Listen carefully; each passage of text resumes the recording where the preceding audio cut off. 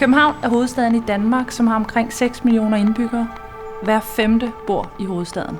Byen har i over 20 år fokuseret på at have rent badevand og rekreative områder med vand.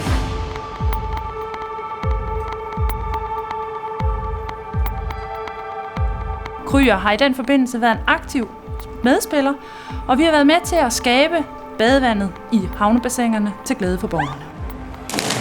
Det er blandt andet kombinationen af bassiner til opsamling af vand, lukning af overløb, så vi ikke får spildevand i havnen, og rensning, så vi lever op til de skrappe krav. I 2011 blev København ramt af skybrud. Storbyen stod under vand. Indfaldsveje, baneterræner, butikker, boliger og seværdigheder blev oversvømmet af regn og spildevand.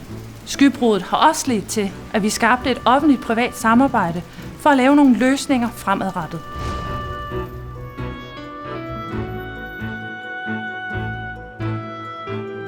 SURF er den sidste udvikling af Kryer Star Utility Solutions. Det SURF gør, det er, at den varsler præcis, hvor oversvømmelsen vil opstå, sådan så man kan iværksætte en målrettet indsats. Ved skybruddet i 2011 anslås det, at vi havde kunne spare op imod 200 millioner euro ved anvendelsen af SURF. Københavnerne er stolte over deres havn. Københavns havn er for alle, og det er det her store svømmestævne, det er det et rigtig godt eksempel på.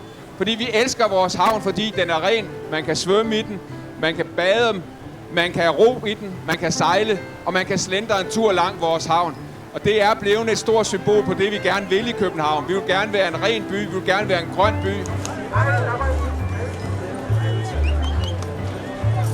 Kryer fokuserer på vandet som en livsvigtig ressource og udvikler intelligente løsninger for at optimere brugen af eksisterende systemer og ressourcer. Resourcing the world.